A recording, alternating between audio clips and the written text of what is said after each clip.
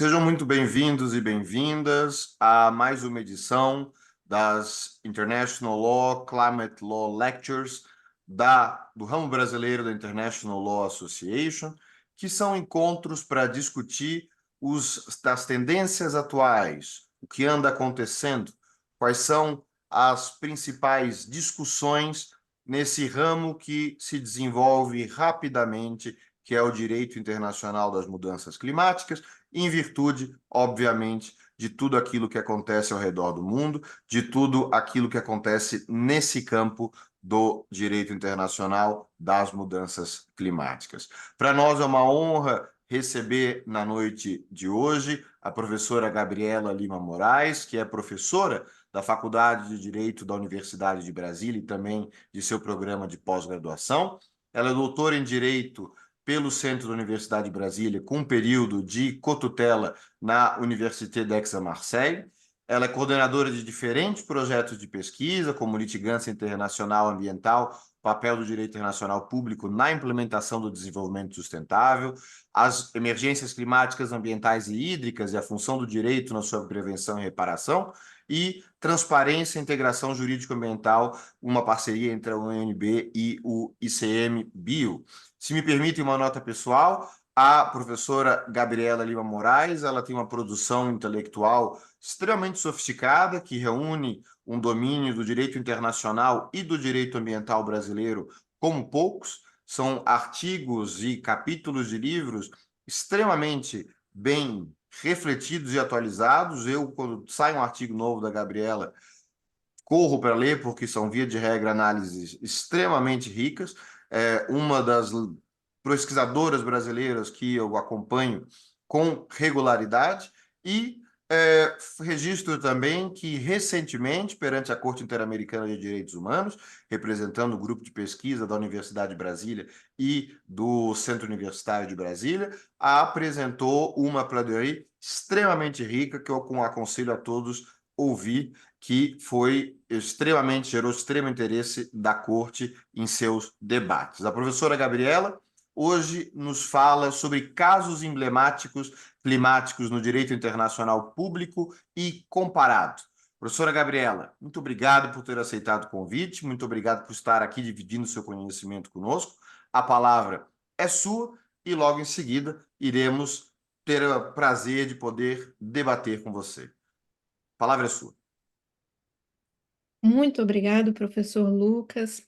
É um imenso prazer estar aqui, ainda mais pós o Amicus Curiae, né, em que nos vimos.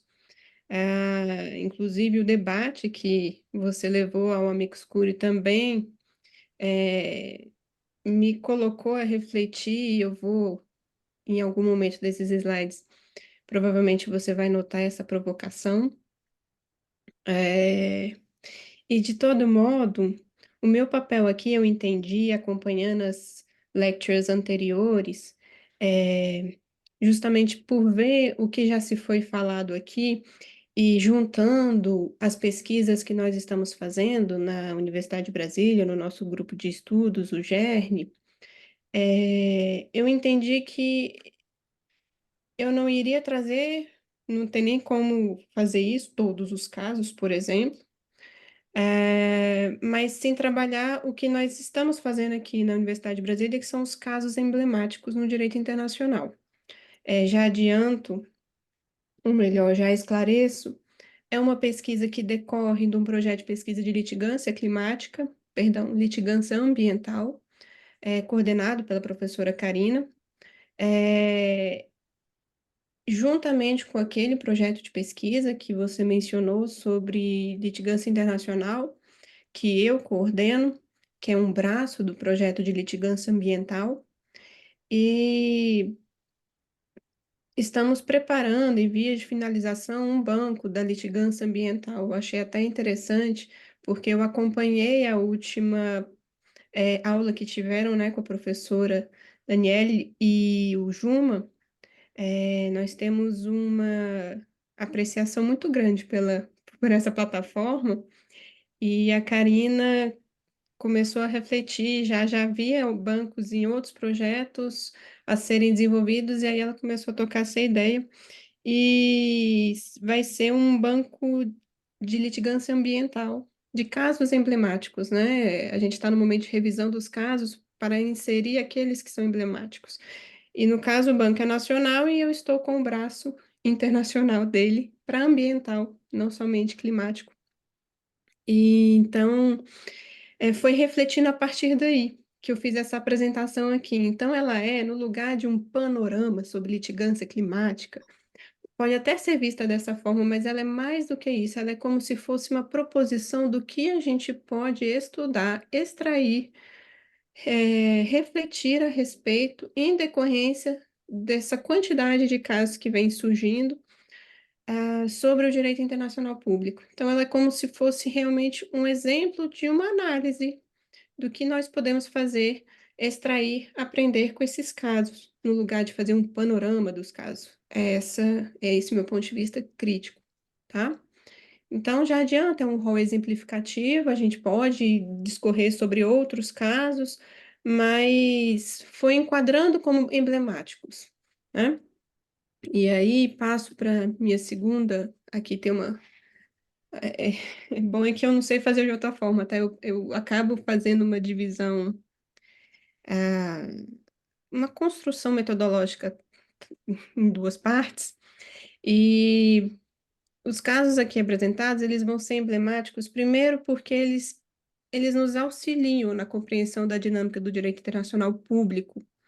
É uma compreensão dessa dinâmica impulsionada pela litigância climática, porque aqui são os inclusíveis nacionais, inclusive é por isso que está o comparado ali no título, mas dado a extensão do tempo, eu deixei só um caso como o mais emblemático do ponto de vista do direito comparado e acabei retirando os demais porque eles não alcançavam todos os nossos critérios.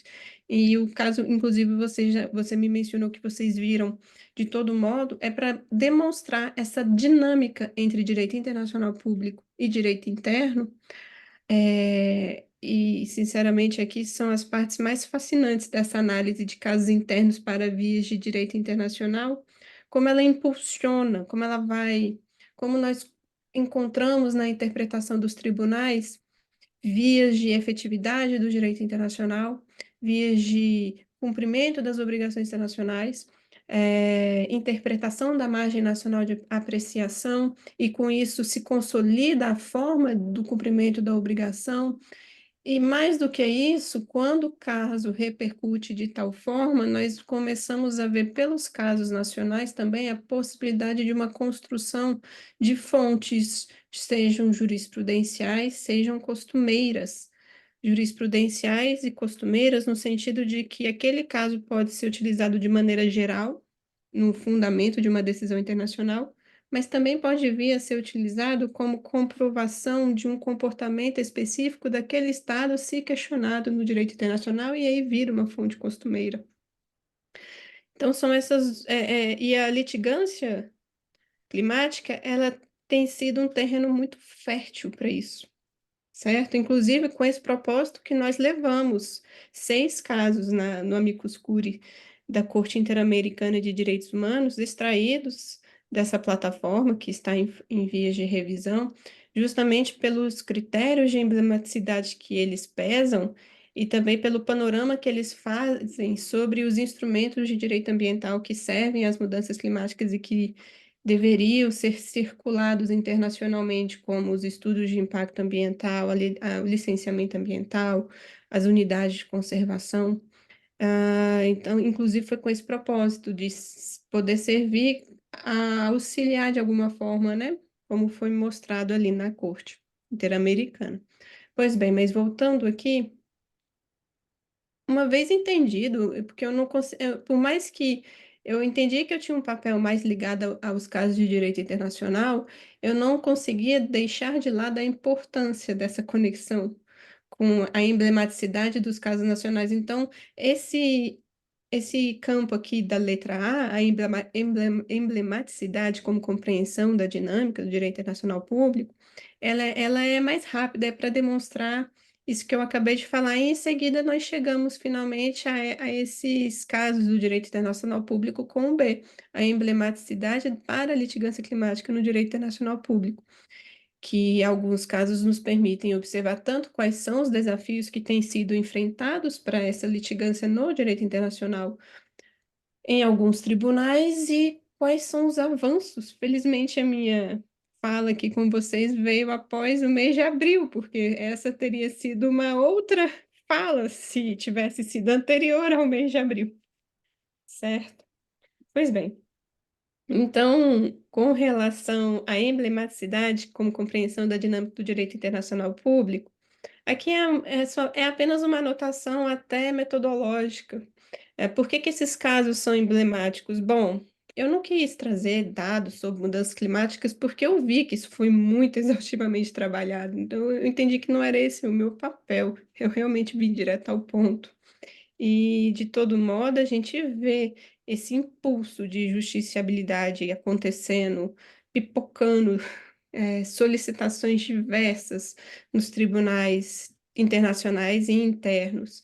E a plataforma Sabin, ela nos mostra muito bem isso. De cabeça aqui, ali tem apenas 12 casos na Corte Europeia de Direitos Humanos, mas nossas pesquisas internas também já tem outros casos que a gente vai conectando e outras cortes também. E no direito interno vão aos montes, né? Então, existe uma razão de ser desse impulso de levar essas causas, provocar esses tribunais. E lembrando que os tribunais internacionais, eles são os mais diversos, né? Nós temos tribunais que servem ao direito internacional especificamente, mas outros que também servem a determinadas organizações internacionais e que quando a gente olha para aquele sistema jurídico, ela tem um amparo de convencionalidade semelhante ao nosso controle, por exemplo, de constitucionalidade, enfim. A gente vê diferentes vias acontecendo. Ainda que os principais que eu vou tratar aqui são inerentes ao direito internacional público especificamente, não é, por exemplo, a Corte de Justiça da União Europeia, outros tribunais que são internacionais, mas estão em uma outra lógica de funcionamento, né? Então, eles são emblemáticos porque auxiliam na compreensão da efetividade das obrigações internacionais impulsionada pelos tribunais. E aí eu tomei a liberdade de explicar isso pela internacionalização dos direitos, porque são casos emblemáticos, que circulam princípios, direitos, instrumentos e regras, e essa circulação de princípios, direitos, instrumentos e regras, ela esses princípios, esses instrumentos, eles são possíveis vias de efetividade e de formação do direito internacional público. Ah, e aqui, nesse slide, é uma continuidade. A partir do momento que nós identificamos os casos e o que que eles circulam em termos de regras e instrumentos, a gente entende os critérios de emblematicidade propriamente dito. A gente começa a ver as decisões se fundamentando no direito internacional público.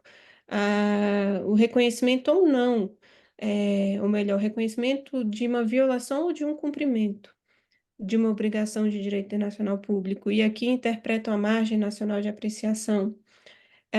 Podem impulsionar melhorias na formação do direito nacional, consolidam técnicas de conexão entre direito interno e direito internacional público.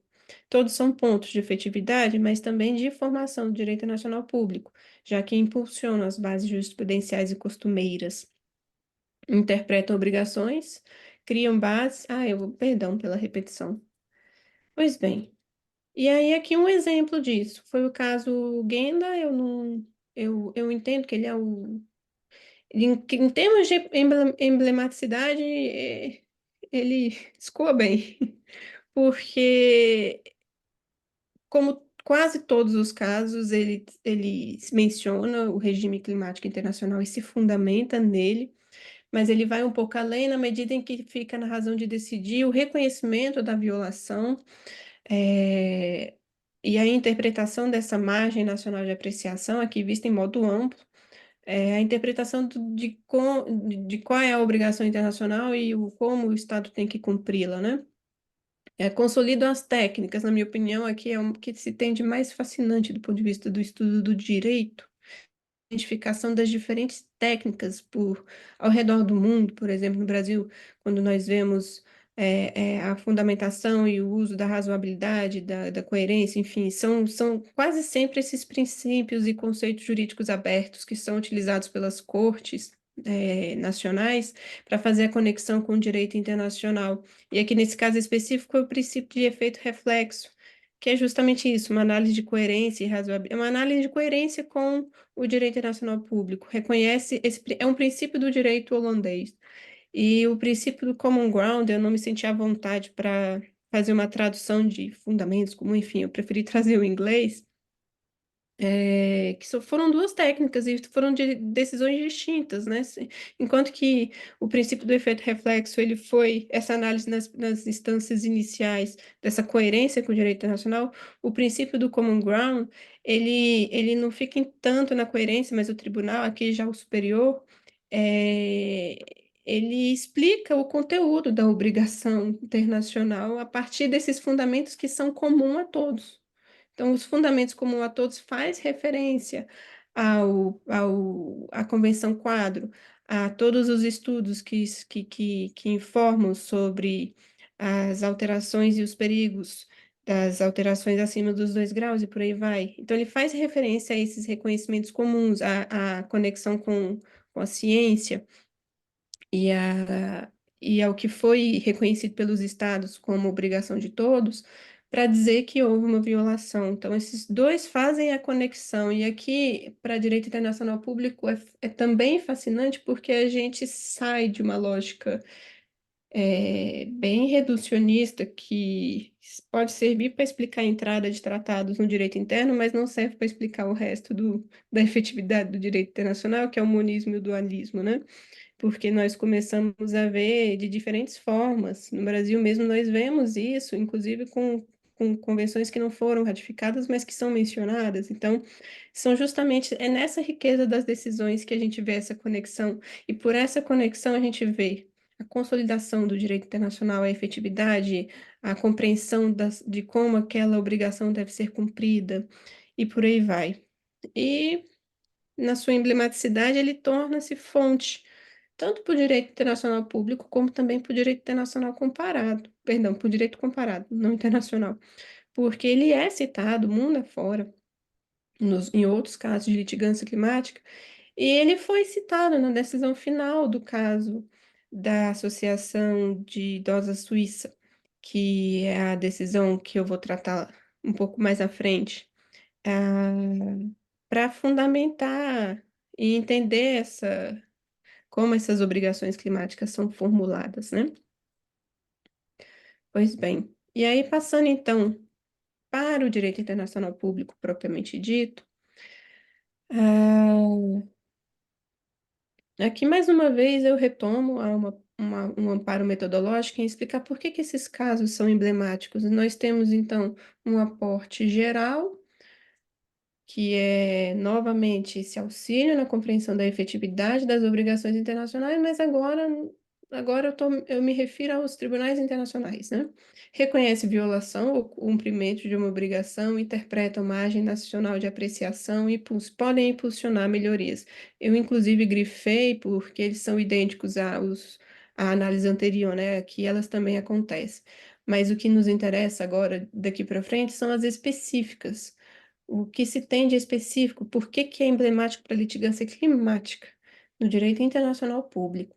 E aí nós temos, foi o que eu escolhi para exame, a análise de admissibilidade e a análise de mérito.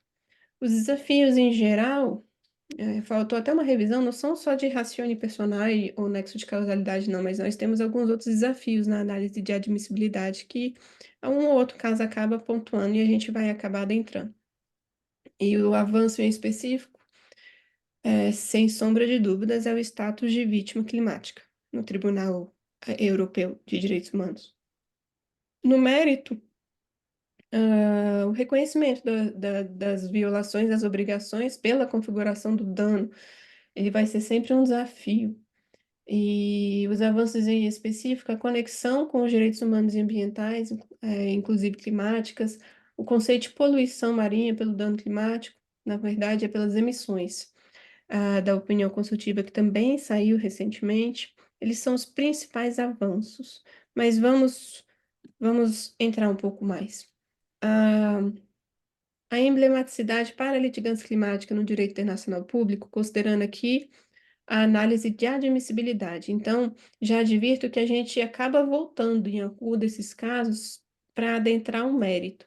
Mas a análise de admissibilidade, ela pode ser tanto ligeiramente rápida, como vai ser esse slide, como um pouco mais pormenorizada, como será o próximo, que eu não posso deixar de mencionar que o fato do aceite das opiniões consultivas, ele é em si um avanço de emblematicidade, nos traz algumas informações relevantes sobre o direito internacional público e o papel dele nas mudanças climáticas. Uma é a compreensão instrumental, a importância das opiniões consultivas, a importância de se saber peticionar perante essas cortes. E a outra na matéria, a provocação dessas cortes faz com que essas obrigações sejam melhor identificadas e isso é essa dinâmica do direito nacional público. E os resultados, às vezes, a gente não vê daqui para frente, mas daqui a alguns anos a gente começa a ver uma rotação, uma modificação nos casos que virão. Não é à toa que a gente já vê essa modificação acontecer nos casos que estão hoje presentes em relação aos que foram negados no passado. E não muito distante, um passado de 10 anos, por exemplo, 15 anos, talvez, certo? Então, em termos de aceite, é por si só um, um viés de emblemático, porque diferente também do direito nacional, no direito nacional a gente, ainda que tenham muitos casos emergindo, eu acho que pelo campo ser menor, nós temos menos casos, né? Não se compara, mas então não é tão difícil também trabalhar essa emblematicidade, mas ao mesmo tempo ela tem o seu papel. Então, o aceite leva a gente a compreender os instrumentos que o direito internacional público e as suas diferentes cortes podem nos proporcionar para impulsionar a consolidação dessas obrigações internacionais. E isso, por sua vez, vai ter uma repercussão, seja de fonte costumeira, posterior, também nos tribunais, seja de inspiração ou provocação dos direitos nacionais a serem melhorados. Ela tem o seu papel. Então, nós temos a opinião consultiva de 29 de março de 2023, na Corte Internacional de Justiça, em curso, né? Mas eu quis colocar aqui porque é completamente válido. Temos a opinião consultiva, agora já concedida, do Tribunal Internacional do Direito do Mar. Em termos de admissibilidade, o tribunal aceita a jurisdição sobre o pedido, sem muitas dificuldades. E o que é interessante, então, em termos de desafio, é no Tribunal Europeu de Direitos Humanos, onde eu selecionei como principal desafio, mas tem outros, eu acabei excluindo algumas outras discussões, porque essa certamente foi a mais central comparado com o avanço que se teve no caso suíço. Quando a gente observa a recorrente negativa a partir do não reconhecimento do status de vítima. Isso acontece, esses foram três desses quatro casos que estão aqui como exemplos aconteceram, né? E o que eles têm em comum? Causa de pedir, basicamente. A fundamentação e a causa de pedir, no sentido de tem um pleiteante, um peticionante, que questiona determinado estado sobre a sua legislação nacional, às vezes de maneira geral, como o do Plan B Earth and Others, contra o Reino Unido, e também no Karim versus França. e outros de maneira mais específica, como foi do Human Being, que questiona uma regulamentação mais específica, mas todos eles questionam no sentido de ser insuficiente as ações de medidas de mitigação. E aqui vale um adendo sobre essa observação que tem aqui na lateral da categorização que eu adotei. Embora eu tenha trazido casos que eu entendi como de mitigação sistêmica, eu acho que é válido explicar o que que seria essa categorização da mitigação sistêmica, mitigação por projeto e adaptação. É muito comum observar os estudiosos de litigância, tanto que é um exercício que nós também estamos fazendo na base de dados de litigância ambiental, a categorização dos casos.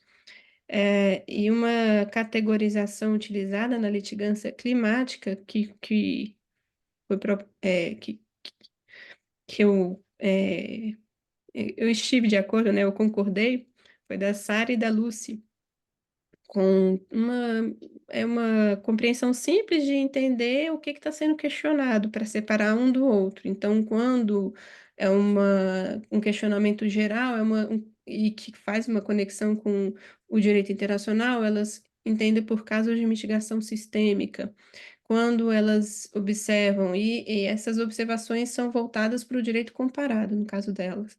Quando elas observam a existência de um questionamento de um projeto especificamente e que diz respeito à emissão de gás de efeito estufa, elas entendem por mitigação por projeto.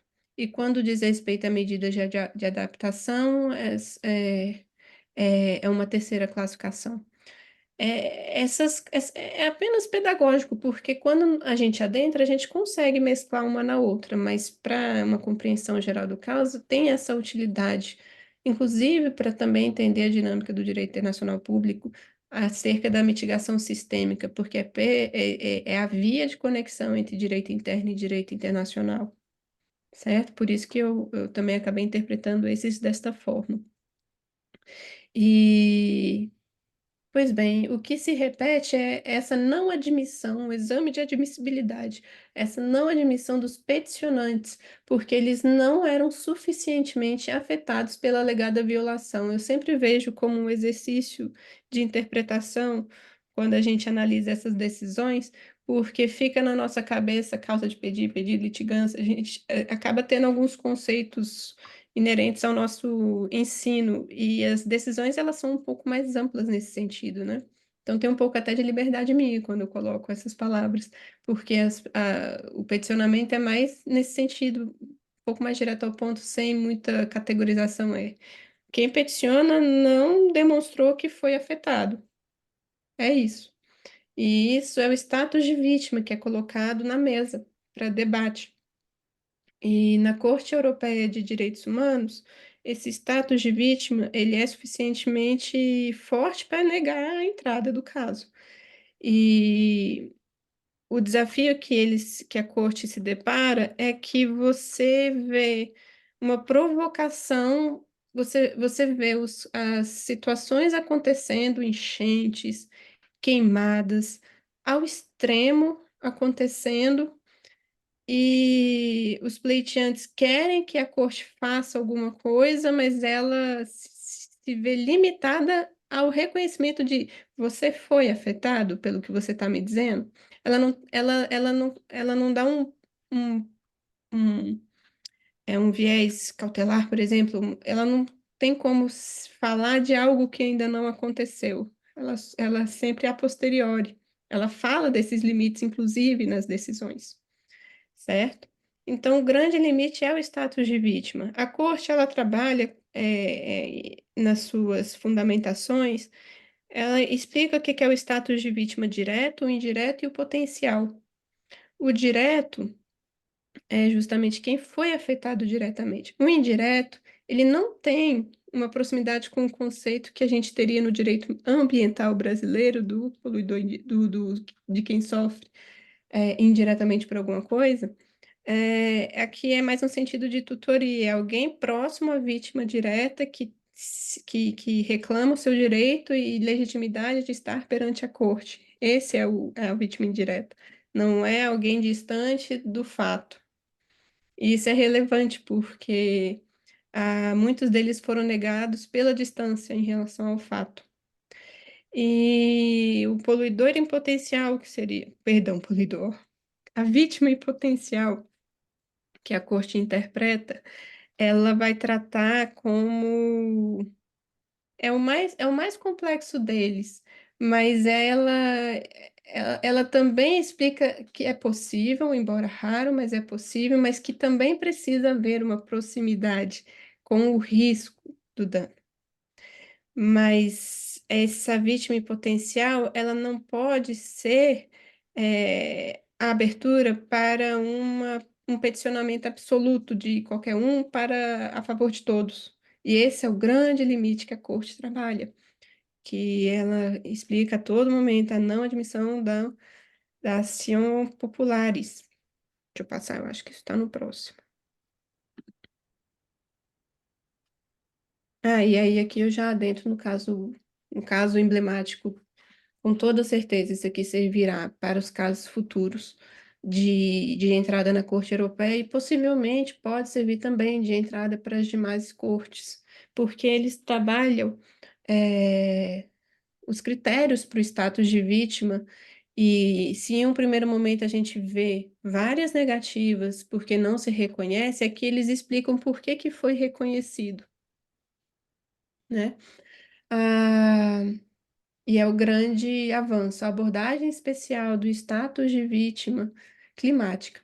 O fundamento geral, bom, esse caso eu não sei se todos conhecem, eu não expliquei, né? Mas é uma associação de mulheres idosas que entrou contra o governo da Suíça na Corte Europeia.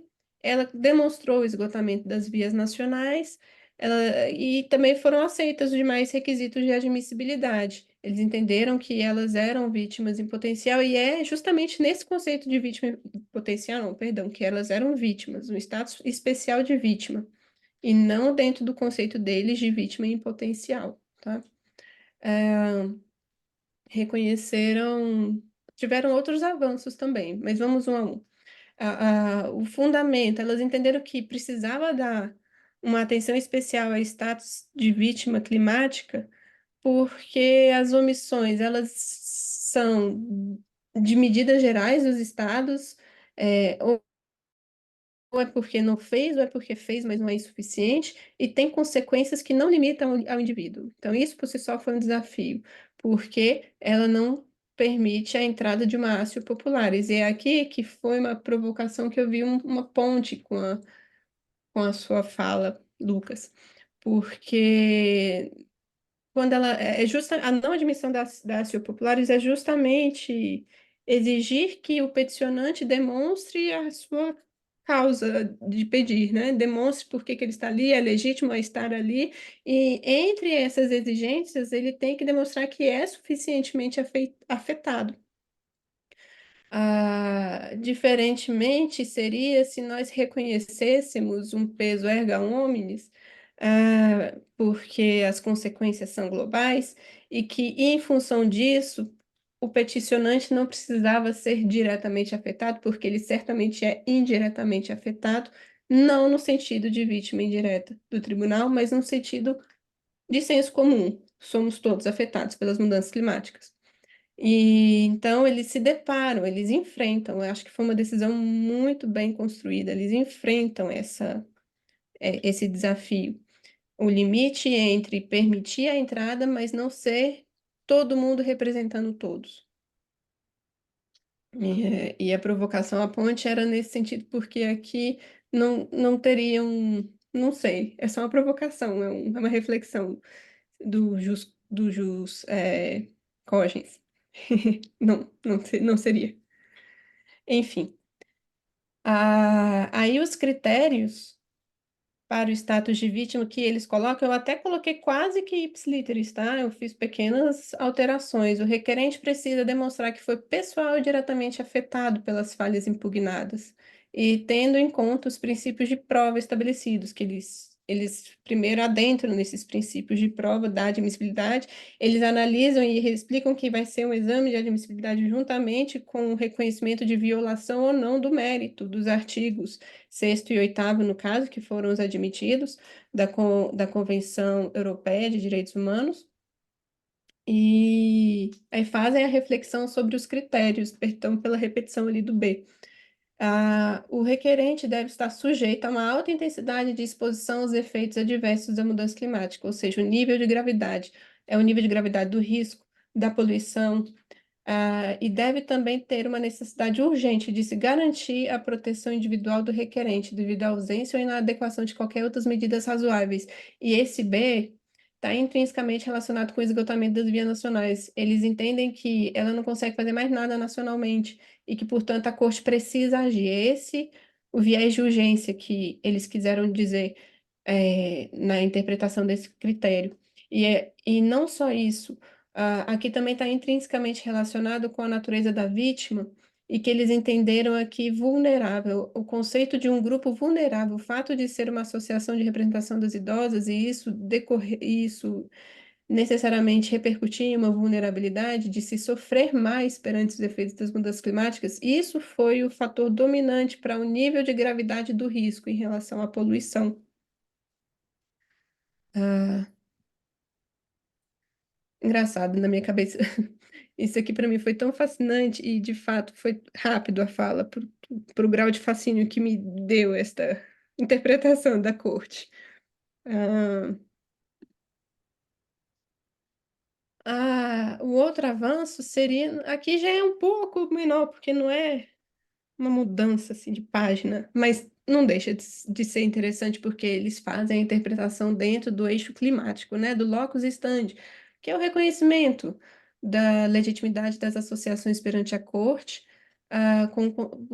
Por que é interessante? Por conta desses dois principais fundamentos que eu nem tive tempo de traduzir, por sinal, do climate change as a common concern of humanity and intergenerational burden sharing, que eles entendem a associação poder e eles enfrentam essa discussão novamente para evitar ácio populares, novamente para se evitar essa entrada de tudo a favor de todos. Então, existe uma possibilidade de representação, mas ela não pode ser desassociada com o conceito de vítima, de status de vítima. Mas o que se reconhece dessa legitimidade do locus standi aqui, dessa representação, foram esses dois fundamentos do conceito de uma preocupação comum da humanidade, da Convenção Quadro, do clima, e o compartilhamento de uma responsabilidade intergeracional. E não deixa de ser interessante, porque ao mesmo tempo que eles não vão proteger o que ainda não veio, eles entendem que a representação pode. Só que a causa de pedir ainda assim tem que ter uma vítima real, tá? Bom, e aí a emblematicidade, continuando. Esse foi o mais emblemático, mas nós temos mais. Continuando. Na ratione materiae, ainda em análise de admissibilidade, a Corte Interamericana de Direitos Humanos, não podemos deixar de lado, ainda que já há alguns anos, a opinião consultiva 23 de 2017, e temos também a solicitação de opinião consultiva de 9 de janeiro de 2023, que está em curso, né? E entrando agora numa análise de admissibilidade, mas considerando a ratione personae, nexo de causalidade, agora também considerando o sistema interamericano de direitos humanos, a análise ela é interessante porque agora ela é anterior a uma mudança de status de crimes na outra corte, né? Mas nós temos o caso inicial da Sheila Watt Clutter, o... e dois casos que se encontram em andamento, e um muito antigo ainda para estar em andamento, mas essa é a informação que nós temos, que é o do povo Athabascan contra o Canadá de 2013, e Cité Soleil e Sakala, centro comunitário, que são crianças e um centro comunitário contra o governo do Haiti. Então, um pouquinho sobre esse desafio de admissibilidade. Veja, talvez, especulação da minha parte, mas talvez hoje o caso da Sheila poderia ter tido uma decisão diferente. Ele é precursor nessa raiz de emblematicidade de se buscar a fundamentação do direito internacional e de se tentar demonstrar a violação dessas obrigações climáticas. O resumo do pedido principal era a adoção de medidas mandatórias pelos Estados Unidos para limitar as emissões de gases de efeito de estufa, considerando o impacto no Ártico e em povos indígenas do Ártico. Ela foi indeferida naquele momento e ainda em exame pela comissão, tá? Não falo mais de corte, é comissão da comissão IDH. Não houve convencimento sobre se os fatos caracterizavam uma violação da Convenção Americana. Dos peticionantes, é justamente o status de vítima, ele não foi reconhecido. O povo Athabascan contra o Canadá, em 2013, é o resumo da alegação. Mais uma vez, uma violação de direitos humanos pela emissão de gás de efeito estufa. Aqui, as ações do Canadá, como pedido principal, foram ações positivas, né? Exigir do Canadá para se proteger o povo atabascano, do Ártico, limitando as emissões, levar em conta os interesses na avaliação e aprovação das ações governamentais, estabelecimento de plano para as mudanças climáticas, em conjunto com o povo atabascano. Aqui é interessante porque são solicitações específicas e bem congruentes com as medidas que se encontram em políticas de mudanças climáticas. E democracia e o acesso à informação, a participação, tudo isso sendo solicitado. Ele se encontra em andamento, não tem informação sobre resolução. E das crianças haitianas, em 2021, essa é uma carona das mudanças climáticas, porque ela não é a causa principal. A alegação é de violação de direitos das crianças pelo ambiente insalubre, por não descarte adequado de lixo tóxico em Porto Príncipe e em local que é próximo a esse centro comunitário. E decorre disso emissão de produtos tóxicos, suscessibilidade a inundações e outros que são potencializados pelas mudanças climáticas. Então, elas aparecem aqui como agravante na violação de um direito especificamente, e não como o direito violado propriamente. Mas é um caso existente, é o que iremos ver a seguir, caso seja aceita. Eu tenho para mim que esse tem uma possibilidade grande de ser aceito. Argumentos da admissibilidade, essa petição ela é muito rica do ponto de vista do convencimento, eles passam ponto a ponto sobre serem legítimos perante a comissão e a corte e a Convenção Americana de Direitos Humanos, porque são crianças e o centro, né, no caso, a representação das crianças na matéria com a violação do direito das crianças, do direito à vida, do direito à proteção judicial, com relação a irem contra o Haiti como uma ratione loci, porque o Haiti é sujeito à convenção, com relação à apresentação em tempo razoável dos fatos, que colocam como estando ainda em curso, e com o esgotamento dos recursos internos, eu acho, é a alegação de paralisação do sistema judiciário haitiano desde 2019. E a declaração, eles solicitam que se declare que houve violação e que hajam medidas de prevenção de maneira geral, de maneira específica e de maneira geral. E no mérito, retomando o caso da Associação de Mulheres Idosas da Suíça, ah, ainda que o grande ganho tenha sido da admissibilidade, o mérito também é um grande ganho, porque você vê a entrada de uma causa climática em um tribunal bastante conservador com relação à interpretação das violações aos direitos humanos dos artigos dessa convenção, a Convenção Europeia, que se reconheceu violação ao artigo 8º da privacidade, vida em família, e também ao direito ao processo justo, do artigo 6º.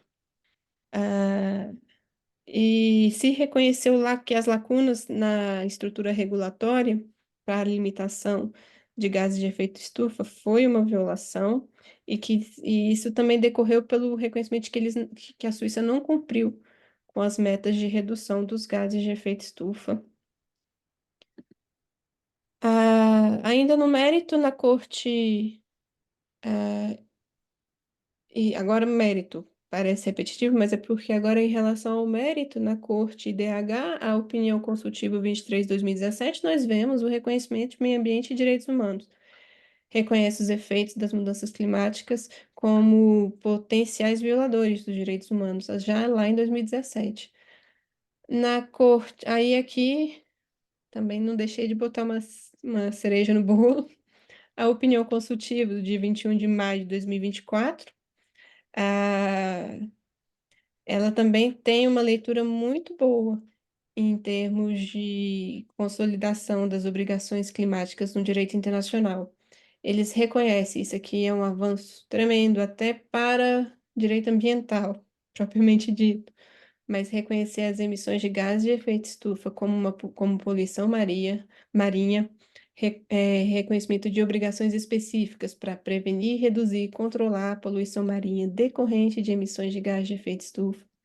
A obrigação reconhece que é uma obrigação de diligência devida dos estados diante dos riscos de danos sérios e irreversíveis e diante da natureza transfronteiriça da poluição marinha. E conforme a capacidade dos estados e recursos disponíveis, eles não deixam de lado essa responsabilidade comum, porém diferenciada, mas reconhece que o estado deve agir perante o risco de dano. A obrigação de monitoramento, relatório e condução dos estudos de impacto ambientais específicos para a poluição marinha e emissão de gás de efeito estufa. E, como fundamento, trouxe, claro, parâmetros do regime de mudanças climáticas, Convenção Quadro e outros, e também conforme melhor ciência disponível, entre outros. Então, é interessante que eles também fazem uma estruturação de quais são as obrigações, seus fundamentos e instrumentos. E, e isso é, por si só, um avanço. Sobretudo com relação a quais são os instrumentos que devem ser exigidos e a obrigatoriedade de se conectar nesses instrumentos de direito ambiental à emissão de gás de efeito estufa. Isso, eu espero ver avanços sobre isso em decorrência dessa movimentação que tem acontecido no direito internacional.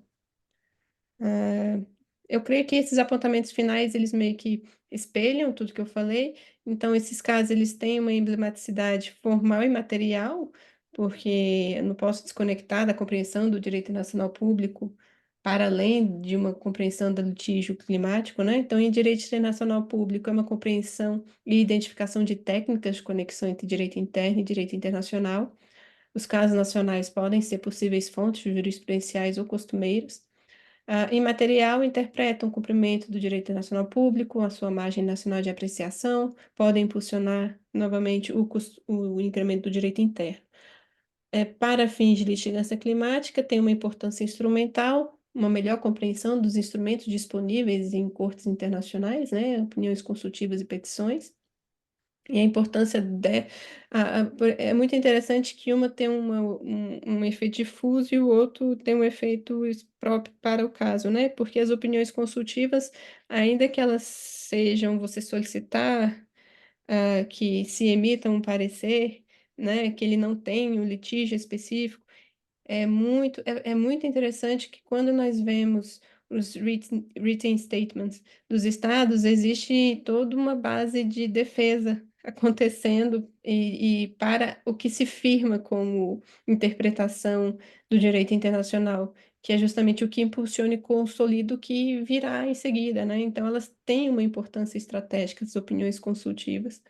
E as petições, não se deixa de lado a possibilidade de ser também caso a caso, que são as diferentes formas de peticionar nos tribunais, né?